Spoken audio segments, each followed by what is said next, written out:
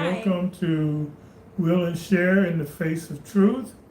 I'm Will, this is Share, and we're willing to share the truth with you on all causes. This is our platform to revitalize and keep Black history alive in America, as they're trying to kill it and get rid of it, but we won't let them. And we bring you a person of Black history legend each week, and we keep up with current events for the Black community, and we also are keeping our America informed, our Black community informed, and especially our young Black men and women informed about the upcoming election, so they'll have the information they need when they go to the voting booth on November the 3rd and for early voting.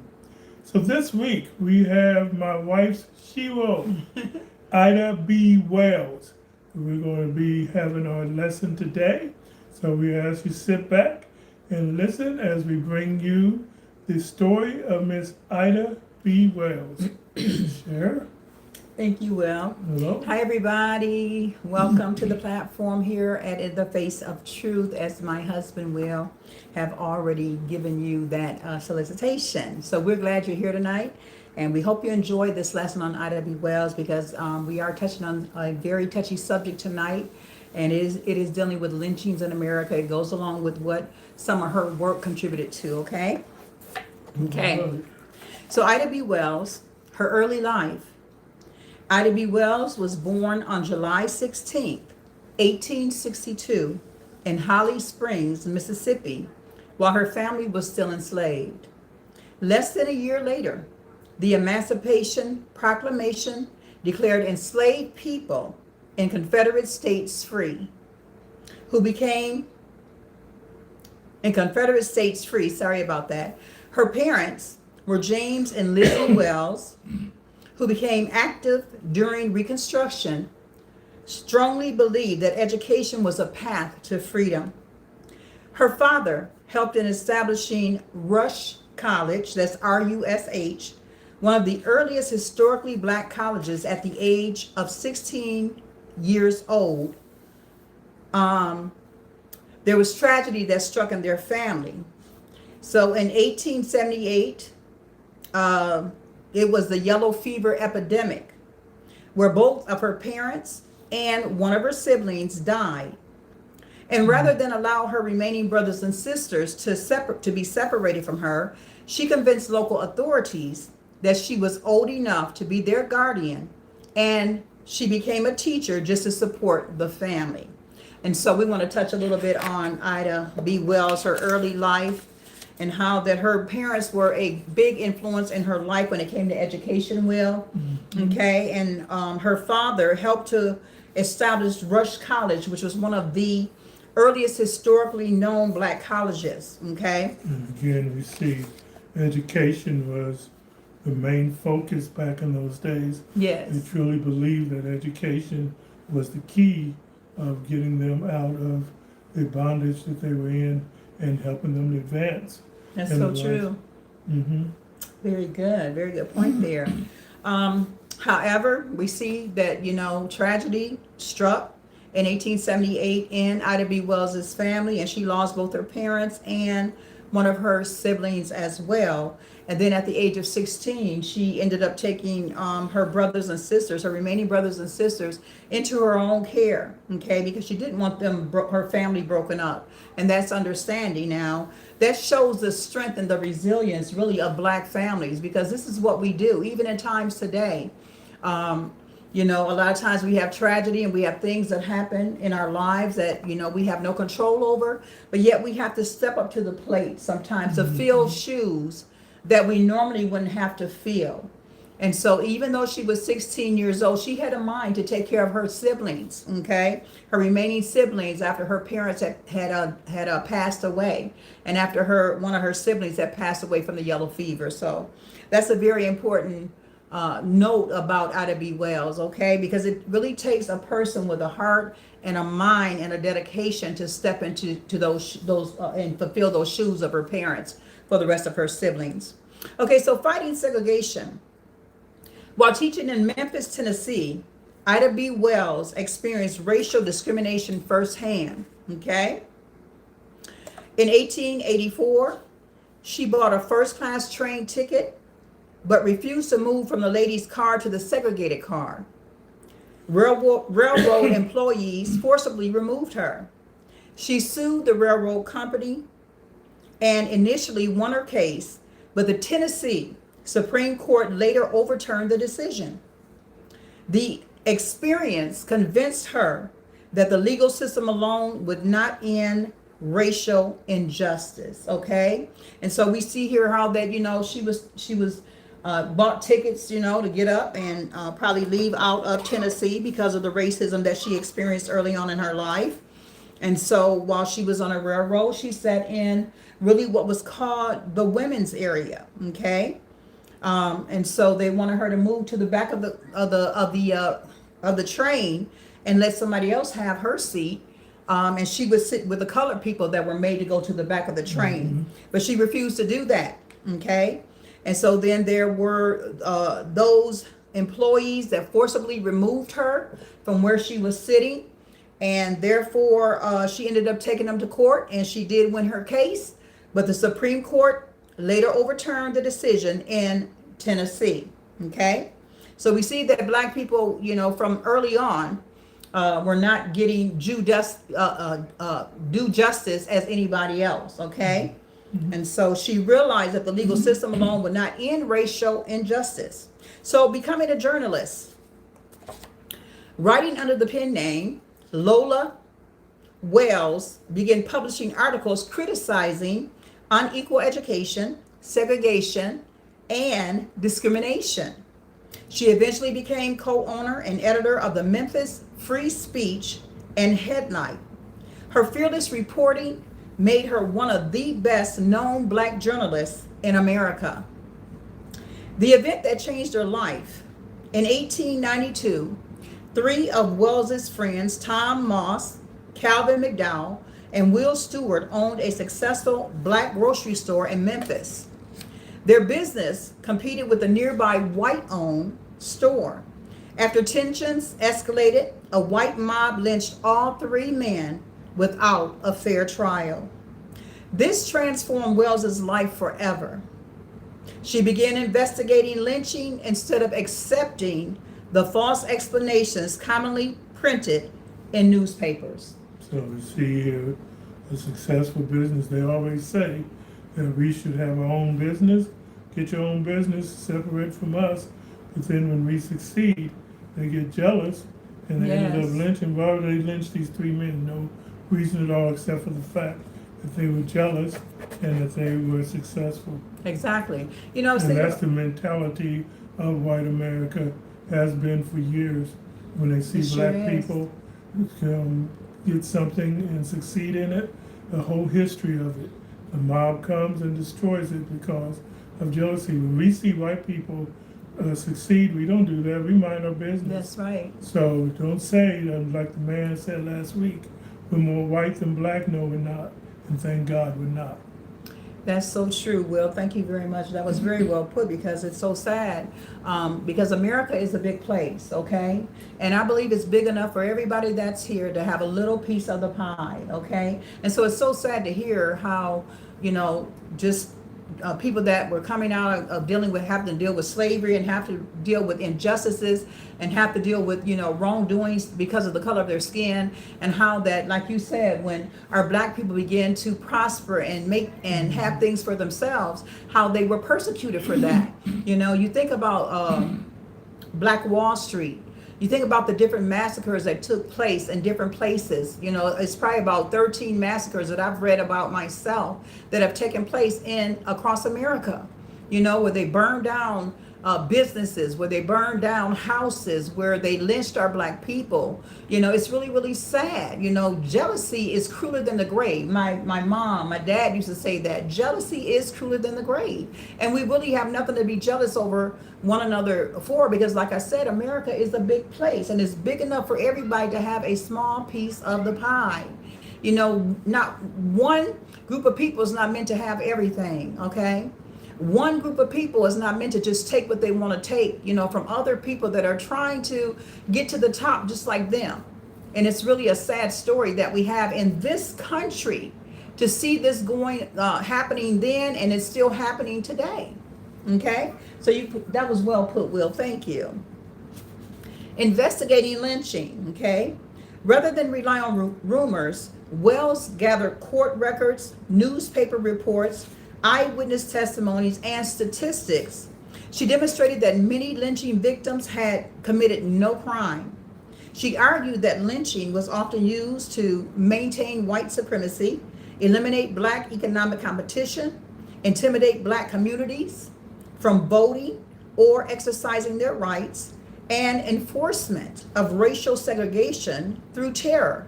Her investigations were among the earliest examples of investigative journalism in the United States. And all these things, well, we just read about how that, she demonstrated her that the lynching victims had committed no crimes, okay?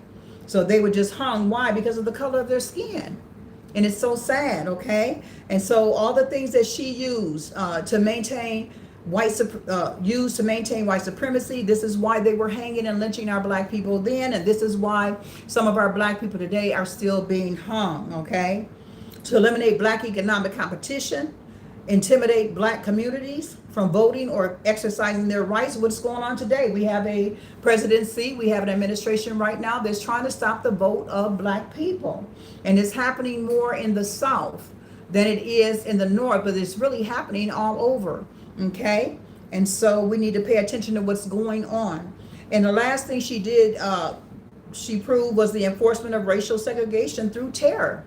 What are they trying to do? Even right now at the voting booths, they're talking about sending people there that's gonna, cause us to not want to go to the voting booths to vote, okay? And so it's really sad that the same thing is happening today that went on during Ida B. Wells' time. My goodness, we should be further along than this in this country, but we're sliding backward, okay? So her newspaper was destroyed. After publishing editorials challenging the accepted justifications for lynching, a white mob destroyed the offices of her newspaper while she was away. She received death threats and never returned to Memphis. However, she continued her work from New York and later in Chicago. And so what did they do? Like you said, they went and they destroyed her newspaper business. Because it was competition to a white newspaper. Yeah, it was competition, but she was also putting the truth out there. And when you're speaking truth like we do here in the Face of Truth, people don't want to hear it when they know they're living a lie, when they know they're telling a lie, okay? Truth always exposes the lies. Remember that. And so this is exactly what Ida B. Wells was doing. The truth that she was putting out there about the fact that these black people that had been lynched had done nothing wrong. Okay, it exposed the lies. It exposed the lies of journalism. It exposed the lies of TV media. It exposed the lies of the authoritative people in Memphis, that said that, they were probably killed for something other than the color of their skin or the fact that they were business owners that were in competition with their white counterparts. And so it's a sad situation all around. Books that changed America. Ida B. Wells published groundbreaking works including Southern Horrors, Lynch Law in all its phases in 1892, and A Red Record in 1895.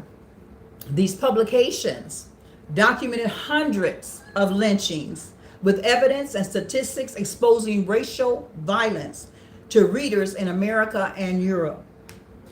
The international campaign. Ida B. Wells traveled to England and Scotland, giving lectures that embarrassed American leaders by exposing the reality of racial violence. Her international speaking tours increased pressure on the United States to confront lynching, okay? All right, so she traveled, Will. She went to England and Scotland and gave lectures in regards to what was going on in the United States. And that's really what it is. Sometimes other countries don't even know what we're going through here in America, what black people are facing. What minorities are facing here in America. Now we see the tables turned against immigrants that's come over here to America. And we know that coming over to America, any other way than doing it legally is wrong. But there is also a way to deal with the immigrants that come over here where you're not just stepping on them, you're making them wear ankle bracelets on their feet like they're doing with the Haitians here in Springfield and other places, making them look like they're some type of criminal. Okay, when they were over here, a lot of them legally just to work. And it's really a shame what's going on in this country and with this president and with this administration, because the Haitians and nobody else deserves to be mistreated. Okay. And so, Lord help this country, because God is he's going to judge America for the wrong deeds. First of all, for its original sins of killing the native Indians, and also unaliving a lot of the Black Americans or Black Africans that were brought over here to America. America needs to repent. All right. So the international campaign, Ida B. Wells traveled to England and Scotland, giving lectures that embarrassed American leaders by exposing the reality of racial violence. Her international speaking tours increased pressure on the United States to confront lynching. Okay. Women's suffrage. Ida B. Wells also fought for women's right to vote. In the famous 1913 suffrage parade in Washington, D.C., organizers wanted Black women to march at the back to avoid offending Southern supporters. But Ida B. Wells, my shero, refused to do so. She stepped into the Illinois delegation and marched with them anyway, becoming a lasting symbol of courage. Okay, so not only was she a investigative journalist investigating the lynchings that were taking place during her time, but she also fought for women's voting rights, okay, in the women's suffrage, all right? And she wasn't a type of woman, Will, that took a back seat to anybody. Bless her heart. Thank God that she stood up on behalf of women's voting rights. And thank God that she stood up on behalf of investigative journalism. Because we see the same thing happening today with lynchings or with hangings that are going on in this country, and nobody's talking about them. They want to undermine them, undermine the Black people that they're finding hanging from trees. They just want to wipe it all away like it never happened. Okay, the media does not even come out when there is a Black person that has been hanged on a tree for whatever the reason might be. Okay, even the media doesn't even want to cover it. But she was bold enough to start her investigative journalism to find out what was really happening to these Black people that were being hung. So that was part of her civil rights activism, investigative journalism, and women's suffrage. Exactly, Will. For voting. Thank you. That she was fighting wonderful. For voting rights. Yes. Okay, so family. In 1895, Ida B. Wells married attorney Ferdinand Barnett. She became known as Ida B. Wells Barnett, and together they had 4 children. Even while raising her family, she continued writing, organizing, and speaking throughout the country. Her civil rights leadership. Ida B. Wells helped to found several important organizations, such as the National Association for the Advancement of Colored People, or the NAACP, though she sometimes disagreed with its leadership over strategy. She also founded civic organizations and worked to improve education, housing, and voting rights for Black Americans. Ida B. Wells' anti-lynching campaign laid the foundation for later leaders, okay? So Ida B. Wells did far more than expose lynching. She changed how Americans fought for civil rights. Her methods being facts journalism, organizing, and relentless public pressure became a blueprint that later leaders such as W.E.B. Du Bois, Martin Luther King Jr., and so many others built upon. And here's how she did it. She replaced rumors with evidence. Before Wells,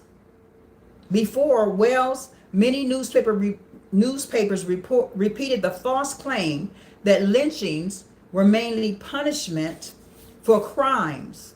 However, Wells investigated hundreds of cases herself by collecting court records, newspaper accounts, witness statements, and statistics, and she also demonstrated that many victims had committed no crime at all, and that lynching instead was often used for several differing reasons, as we named earlier, against blacks or minorities, okay? And by exposing the lies of lynching against people of color with truth supported by evidence, it could change deeply rooted injustice. Okay, so we see how her way of investigative journalism kind of changed the narrative, okay?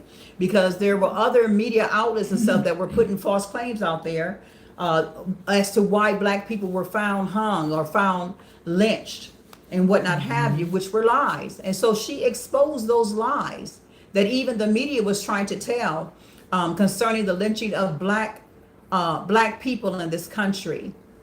And so it's very important that when you're trying to get down to the bottom of something or down to the bottom of a situation that have taken place, that you get the facts, that you do the research, that you make sure you have the information that you need to show that it's not true what has been said about that particular incident or situation.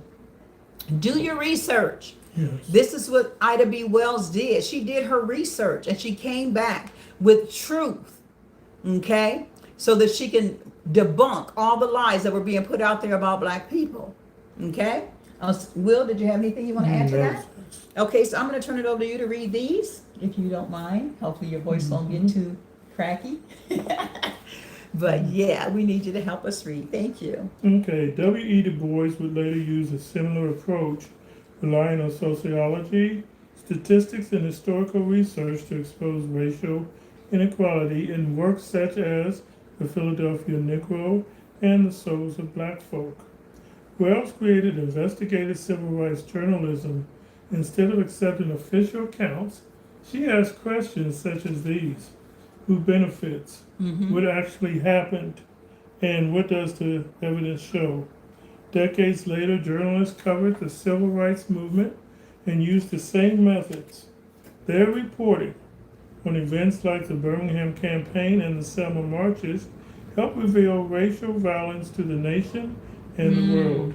Yes. Ida B. Wells turned local violence into a national issue, as many Americans treated lynchings as isolated local crimes. Wells argued that they were part of a nationwide system of racial terror in which idea influenced later civil rights leaders, who also emphasized that the segregation and discrimination were national problems requiring national solutions. Yes. Martin Luther King Jr. likewise insisted that injustice anywhere is a threat to justice everywhere. Yes. Ida B. Wells believed silence helped injustice. Wells believed that people had a moral responsibility to speak out.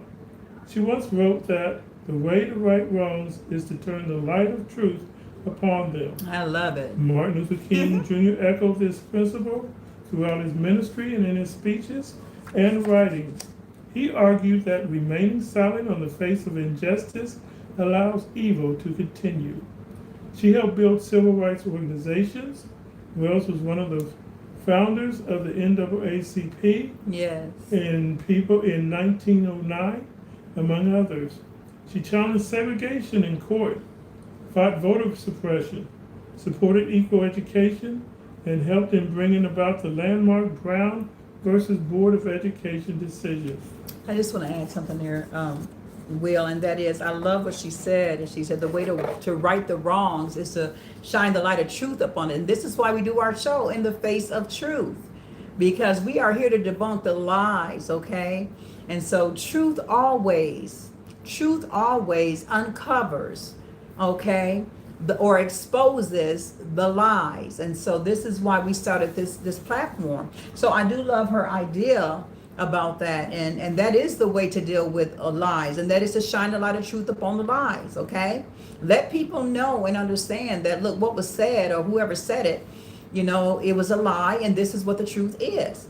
And that's why it's so important, Will, again, that we make sure we do our research, that we make sure we get the proper information. It's a lot of misinformation up on social media. It's a lot of misinformation on YouTube, on Facebook, and all these other social outlets. And so we have to be very careful with what we allow ourselves to actually listen to and agree with. Do your own research. That's so important, okay, about a subject, about a matter, about a topic.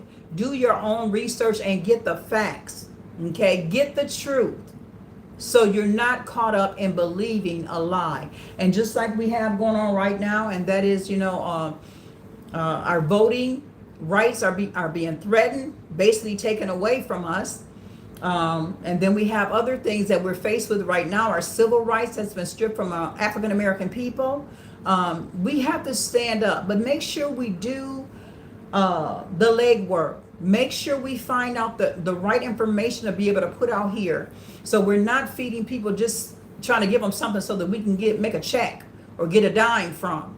Okay, people need to know truth. Even Jesus said in the Bible, and I'm going to use this and give it back to you, Will. He said, but ye shall know the truth, and the truth shall make you free. Go to the book of John, and you'll see where Jesus said that. He said, if ye continue in me, in my word, he said, ye shall know the truth, and the truth shall make you free. Okay? Mm-hmm. So back to Will. So education decision. Martin Luther King Jr. frequently worked alongside the NAACP during the Civil Rights Movement. Ida B. Wells linked voting rights to freedom. As she understood that racial violence and the voter suppression, that racial violence often work together. Yes. And that black citizens attempting to vote, run businesses, or exercise political influence frequently faced intimidation or worse. Later leaders, including King, continued this fight, culminating in the Voting Rights Act of 1965, which sought to protect the right to vote. She showed that one person could make a difference. Yes. When Ida B. Wells began her anti-lynching campaign, she had no government position, little money, constant threats against her life, and a newspaper office that was destroyed by a mob. Yet she continued writing, speaking, organizing, and documenting the injustices. Her courage inspired future generations of activists who realized that meaningful change could begin with determined individuals. She connected faith with justice. Yes. Just like many black leaders of her era, Ida B. Wells' Christian faith influenced her belief that every human being possessed equal dignity before God. Amen. Martin Luther King Jr., a Baptist minister, built on this tradition by grounding the civil rights movement in biblical teaching about the justice, love, and the equal worth of all people. Yes. For lasting influence. I'll let you read that. Okay. For lasting influence. All right. So we see that Ida B. Wells, she was a very busy woman, okay? And she was busy for good to make changes in this country when it came to the lynching, when it came to civil rights, when it came to equality, okay? She didn't just sit around. She didn't just, pat her head, or just sit there and think, well, I'm just gonna sit here and let everybody else do the work. No, we have work to do. Okay, we are still in the fight until the Lord comes back. Okay, and so we need to stand up. We need to speak out. She used whatever it was she could, to get the message out that lynching was wrong, lynching black people and hanging black people was wrong. She got the message out about women being able to vote. Okay, there's something that each and every one of us can do. All right, all we have to do is sit down and brainstorm and think about, what can I do, to leave a legacy of good behind, a legacy of change. All right, and that's exactly what Ida B. Wells did. The method Wells pioneered are still widely used today. Careful investigation before making claims, collecting evidence and statistics, exposing injustice through journalism, organizing communities, advocating for voting rights, pressuring lawmakers to change unjust laws, appealing to both conscience and constitutional principles. In many ways, Ida B. Wells built part of the foundation on which the modern civil rights movement stood, while leaders like Du Bois, King, Ella Baker, Medgar Evers, and John Lewis each contributed their own strategies and leadership. Ida B. Wells demonstrated decades earlier that exposing injustice with documented facts, organizing people, and refusing to be silenced could transform public opinion and lay the groundwork for lasting legal and social change. Okay? So that's just awesome what she did, okay, but what she knew and what she researched, okay, and what she started with investigative journalism. Okay, it passed down to the next generation, and this is what we should be doing. We should be laying a foundation for the next generation to be able to go on, right, Will? Correct. Okay, of civil justices, okay, of equality in this country, okay, of treating one another right, all right, not treating each other, based on the color of our skin color, okay. So yes, we have a lot still to work toward. The death and legacy of Ida B. Wells. She died in Chicago on March 25th in 1931 at the age of 68. Nearly 90 years later in 2020, she received a special Pulitzer Prize citation recognizing her outstanding and courageous reporting on the horrific violence of lynching. Why Ida B. Wells matters today. Ida B. Wells changed America by proving that careful investigation and truthful reporting could challenge powerful systems of injustice. Okay? So I love what it says here. It says that Ida B. Wells changed America by proving that careful investigation and truthful reporting could challenge powerful systems of injustice. She helped shape modern investigative journalism, documented racial terror with evidence rather than rumor, and she fought for voting rights and women's suffrage and inspired generations of civil rights leaders. Okay, so we're going to give Ida B. Wells a great big applause for the work that she's done and the legacy that she's left behind. Okay, and we have to follow her footsteps. Okay, Will, in her footsteps of telling the truth and exposing the lies. All right. Okay, and that's exactly what she did. She told the truth. She did the research. She did the investigative journalism, and she came back and exposed the truth of lynchings in America and why Black people were being lynched. It was all because of the color of their skin, not because they had committed some type of crime. And even if they had committed a crime, there is a judicial system set up. Okay. And then it also says that people have a right to what? A fair trial in this country. But that was overlooked during the time of slavery, overlooked during the time that Ida B. Wells was here. Okay, and people were just taking the law into their own hands by hanging Black people and thinking it was okay. Just like it's still happening today. So let me take this moment to say hi to everybody that has joined us tonight. Welcome, welcome, welcome to the show of In the Face of Truth. We want to acknowledge you. So William Bloxit, he said hi. Hi, William. We also say hi to Max Verstappen. Fan 753 said hi. Hi, Max. And welcome to In the Face of Truth. At this time now, we're going to get ready for the Ida B. Wells quotes, and Will's going to read those for us. Thank you, Will. So quote number one had better die fighting against injustice than to die like a dog or a rat in a trap. Number two, burning and torture here last but a little while. But if I die with a lie on my soul, I shall be tortured forever. That's right, all liars. I am innocent. And number three, lynching states during Ida B. Wells' time: Mississippi, Arkansas, Virginia, Tennessee, Alabama. You have the names. There were There were Of 50, lynchings. during Ida B. Wells' time, there were 15 lynchings in Mississippi, 8 in Arkansas.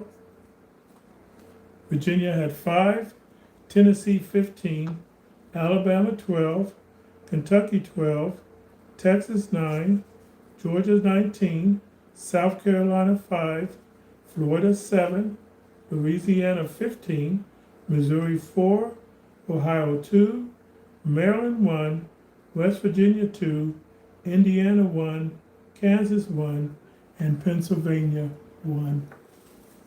Yes, my goodness. So those were all the lynchings in the different states during her time, at least all the ones that she knew of. I truly believe that there was a lot more lynchings than what was stated here with these different states and the different areas and locations, okay? All right, so 3 things to remember that we took away from Ida B. Wells and the history lesson today. When Ida B. Wells saw the need for change, she got right down to business, okay?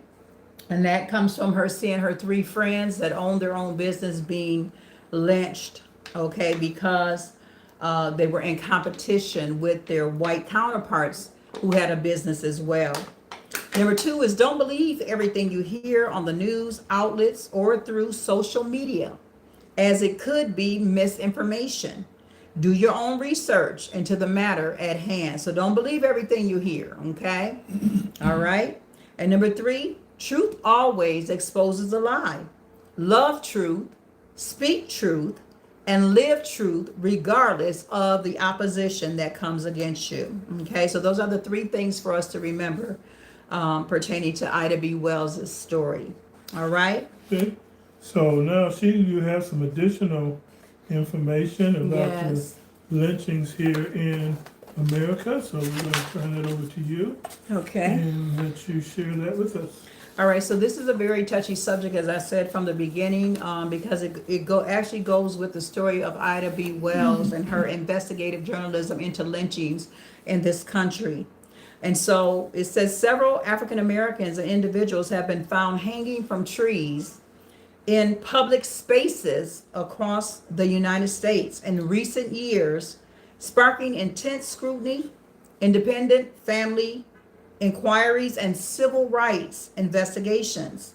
While local authorities often classify several of these modern incidents as suicides, families and activists frequently demanded deeper, independent probes given the historical context of racial lynchings, okay? Prominent recent cases include, here are some names: Demar Travion, or Trey Reed, was found hanging from a tree on the campus of Delta State University in Cleveland, Mississippi in September 2025. Okay, a young man. Robert Fuller was found hanging from a tree in a park near City Hall in Palmdale, California in June of 2020. Malcolm Harsh was found hanging from a tree in Victorville, California in May 2020. Dominique Alexander, a 27-year-old, was found hanging from a tree in Manhattan Park in New York City in June 2020. Lennon Lacey of North Carolina, a teenager, was found hanging from a swing set in Blattenboro, North Carolina in 2014. Whose case became the subject, and I mixed my papers up somehow. Anyway, it was a open case, and it was investigated, and they ruled it out as him committing suicide. So Javion McGee, a 21-year-old truck driver from Chicago, was found with a rope around his neck near his truck in Henderson, North Carolina, September the 11th, 2024.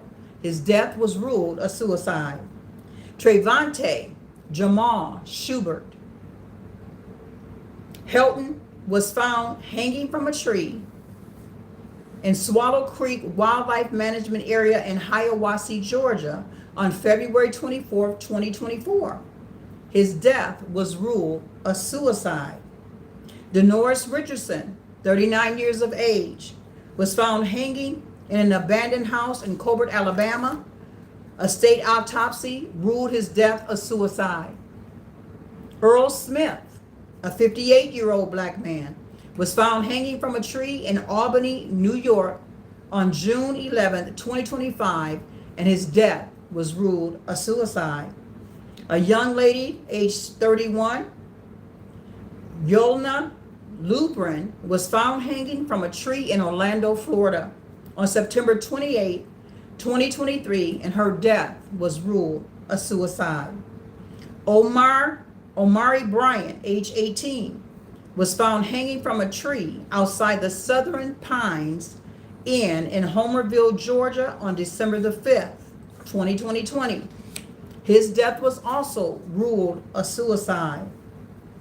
The list goes on. 21-year-old Kyle Basinga in Fair Oaks Park in Marietta, Georgia. His death was ruled a suicide. He was found hanging. Juliana Nitsa, 16 years old, was found hanging from a tree in the front of a church in Charlotte, North Carolina in early May. In her death of 2026, her death was ruled a suicide. Okay? Extensive documentary examination reading suspicious hanging deaths. Frederick Jermaine Carter of Mississippi was found hanging from a tree limb in Greenwood, Mississippi in 2010. Nick Naylor of Mississippi was found hanging from a tree near Porterville, Mississippi in 2003. Now I will say this, a lot of these black men and young black woman, young lady that was found hanging in front of the church and the other 31-year-old, most of their deaths were ruled a suicide before they could even investigate. See, this goes back to that we living in a country where they think we're only three-fourths of a person, 3/5. or 3/5 of the person, or they don't look at us like we're important because of our skin.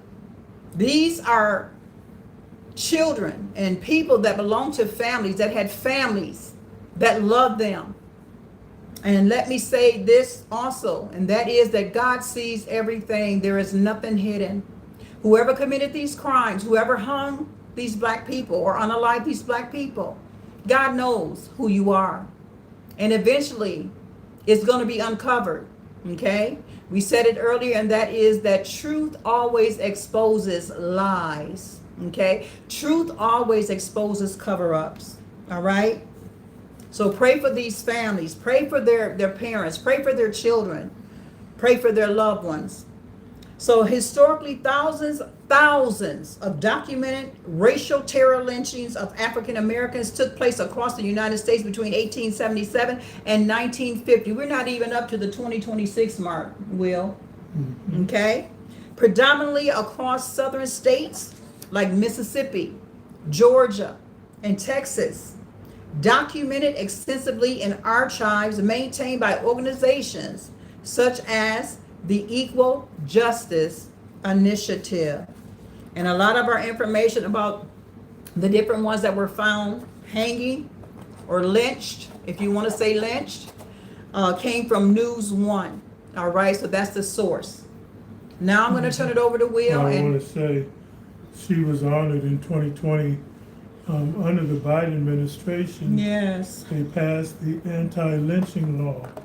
So a lot of these people, whether you're in law enforcement, whether you're in political office, whoever you are, if you're found guilty participating in that, you come under that law and the penalty will be applied to you.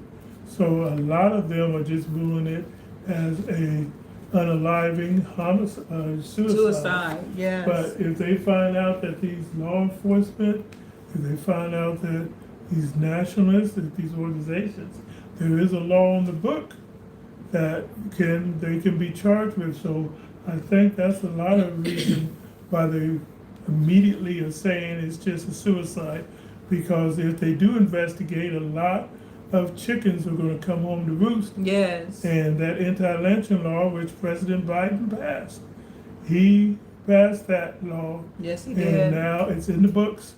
And now they realize that they will come up under that if they're found guilty. So I believe also that's a lot of the cover-up. Yes. But with that administration, the Biden administration passing that law, you see they also honored Ida B. Wells Yes, they and her did. fight for lynching. Very good. Thank you, Okay. Will. So a current event, we want to talk about the Michigan primary, and we want to start out with this story of a black MAGA Republican loser, and he was endorsed by another loser, President Trump, and he lost by a landslide. A Trump-backed black MAGA, his name was Amir Hassan, and he lost to a Yes, he candidate did. that had dropped out, suspended his campaign, but it was too late to get his name off the ballot. And when the people went to the ballot Oh my and goodness. looked at this and saw this loser that was backed by another loser, they decided to vote for a person that didn't even want the nomination. Oh my It's a goodness. shame, and it shows the state that we're in. And so, the man that he lost to was named, and I want to get Thomas J. Smith. Yes. Got over 50% of the vote, while this black MAGA loser got like nothing, basically. And thought being backed by another loser was going to get him. The people Oh of my Michigan gosh. said not so. Now, what's interesting is this guy is, I guess, was a former Muslim, because you look at Amir Hassan, but I guess he decided to say that Jesus Christ was a savior in order to get the endorsement. Mhm. But it's really hypocrisy, because when the Democrats have a Muslim running, they're all over it. That's right. But it's okay for them to endorse one as long as they have Republican by the name. So we wanted to bring that up. Go Grand Rapids, Michigan. That's my hometown. Woohoo! And so I don't know if it was in Grand Rapids or not. I Yes, don't know. Grand It Rapids. was. It says it was in Flint. Okay, So- close enough. So then, Go and we Michigan. also have the Democratic Senate race in Michigan, and this guy who won is a Muslim, and he won by well, they're saying it's too close, but they said Abdul El Said, and they're projecting him to win. And this is a big move for a Democrat, because he's Yes. more of a progressive. Mhm. Is they're trying to see during this election on the Democratic side if they were going to get more of a progressive feel. You know, AOC, Bernie Sanders, those guys leading that group. And they're trying to take over the Democratic Party like MAGA took over the Republican Party. Yes. But I say that the blacks need to take over the Democratic Party like the MAGA took over the Republican Party. And I want to see Bernie Sanders and AOC get out there. They talk about the rich and the oligarchs, but they need to talk about the black people too, the civil rights, their stand. Someone needs to pressure them on this, because this is important now. Our civil rights and voting rights and housing rights are being decimated. So we need to know what they stand on that. Not just, we have a problem with the billionaires and the oligarchs and all that, and they want free health care for everybody, but we need to know where they stand. Are they going to stand with us? Are they going to help us? Yes. So this is what we need to see in the next 3 months. I said it last week, I'll say it again this week. So we'll see what happens in November with this race, with this progressive Democrat running for Senate, and we'll go from there. Okay, I do have one thing to say before we close out, Will, and that is, can I agree to disagree with you? Mm-hmm. Okay, that's good. So anyway, you were saying that blacks should take over the Democratic Party. I disagree with that. I think blacks should have our own party. It's time to have our own party. No Democrats, no Republicans, because I feel like for years, both these parties have been playing black people back and forth in the middle just for votes. And I just think it's time for black people to rise up in this country. It's time for us to get another party that we can add to this to be able to vote, you know, our own people in, instead of them even being on Republican or Democrat. Because there's things that we don't agree with the Democrats, and there's a lot we don't agree with being a Republican. And so I just feel like that this is the time for black people to come together, and it's time to have a party of our own, the party of the people. And it doesn't just have to be black people. It could be people that think like us, you know, that have the same viewpoints. You know, they could be white, they could be Mexican, they could be Latino, whatever. But we don't need, we need another party in here. It's been two-party for too long, if I can put it that way. So. And that's good, but realistically, that's not going to help us now, Cher. And here's why. It's going to take, and Justice Corbett pointed that out last night on his show. Yeah, we do need it, but it's going to take time to establish that. That's true. That's It's going true. to I take, agree. he said it's going to take at least 5 to 7 years to establish that. And also, if we did have an all-black party, our population would still dwarf by the population of the Republicans. So we would have to have white people, we'd have to have other people engaged in that.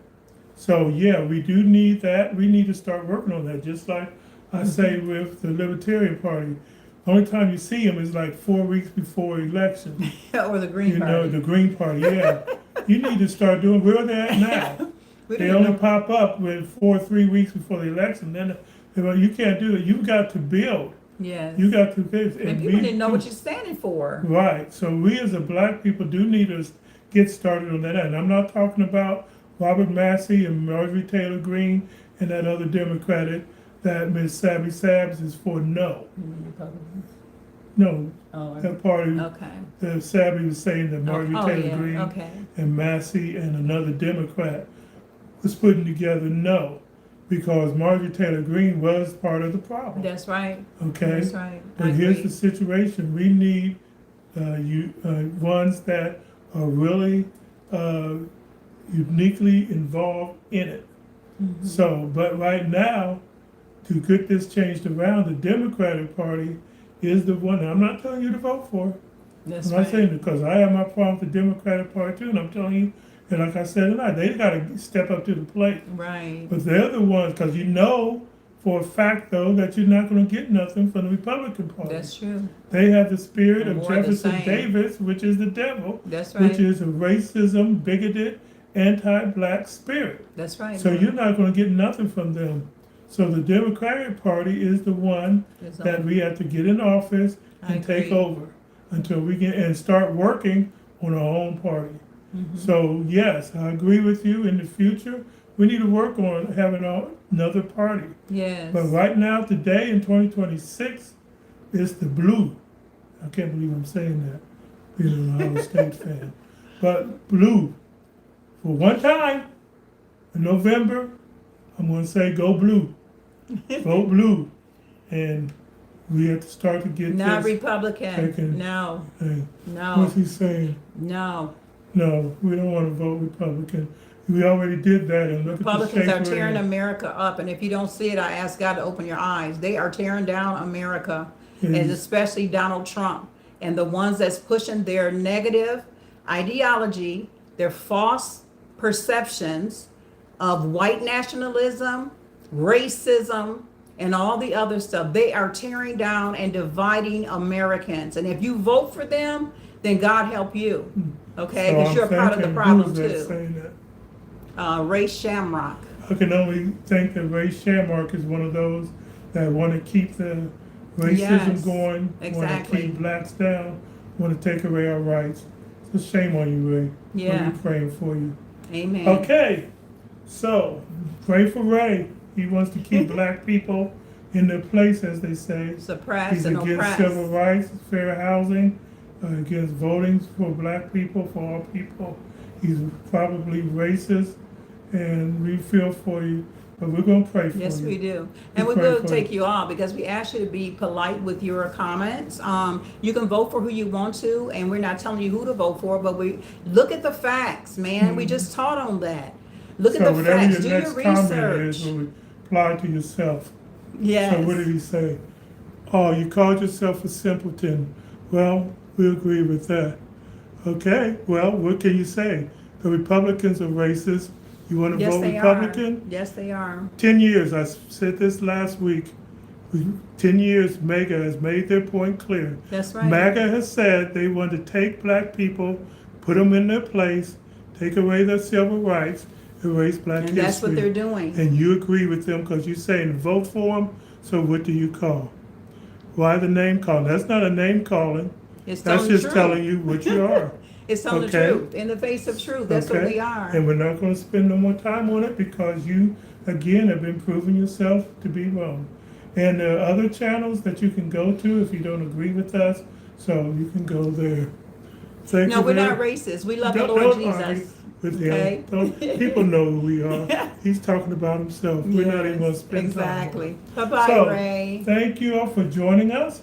This has been In the Face of Truth. Remember to join us Sunday on Facebook for our morning worship service, and then Tuesday night on Fire for Jesus, the Bible study Yes. of Amen. True Apostolic Holiness Church. We are in Psalms 23 and 24. Let me ask Ray a question. Okay, you say, and I'm going to give you a chance to answer.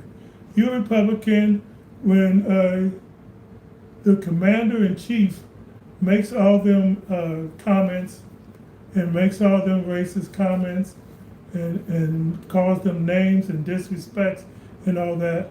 Do you get on him like you're getting on us? Let's see what you got to say. When Donald Trump makes fun of disabled people, when he calls people names, when he's glad people died, Talks about women. and talks about women, Yeah. and disrespects people, makes racist remarks. Do you agree? Do you go to him and try to chastise him like you try to chastise us? We'll give you a minute. Come on, Gary. It's not Gary. Who's It's it, Ray? Ray. Come on, Ray. Do you do that? Do you condemn him? Okay. We'll give you about one more minute because I want to be fair. It's time to close out, honey. Hmm? You told me it's time to close out, so we need to close Yeah. out. I want to see. So he's not answering. So I rest my case. All right. Thank you very much for joining us. Remember, next week at 6:30 on Sharon John's YouTube channel. We'll be here in the Face of Truth also. Yes, yes. If you like what you heard, hit that like button and subscribe. Thank you, and even thank you, Migraine Headache, Ray, for joining us, and we thank you. So until next time, this is Will, she's Cher. This is In the Face of Truth. Have a good day. And we love you in spite of. Thanks for coming. Bye, everybody.